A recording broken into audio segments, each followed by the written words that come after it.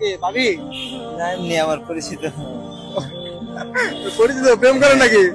এই তো আলহামদুলিল্লাহ আলহামদুলিল্লাহ। মানে একটা কথা সবাই বলে হুজুরদের জন্য অনেক বাধা, যেমন আপনি এখন আপনার মধ্যে প্রেম করতেছেন, হ্যাঁ, বা হচ্ছে এখন ইয়াংরা মানে আমাদের মতো ছেলেরা প্রেম করতে পারবে বা হুজুররা প্রেম করতে পারবে না, এর মতো কোনো ভেদাভেদ আছে নাকি?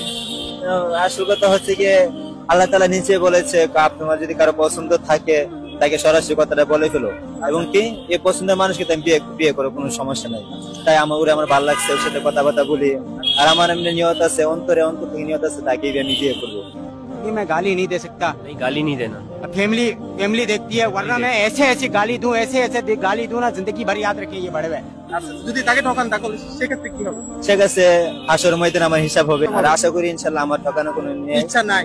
ইচ্ছা নেই। হচ্ছে প্রেম তো সবাই করতে পারে, তাই না? এখন প্রেমের ক্ষেত্রে কি শুধু একসাথে হাঁটা যাবে নাকি? হাঁটা যাবে, কথাবার্তা বলা যাবে, কথা বলা যাবে, এটা ইসলামে আছে?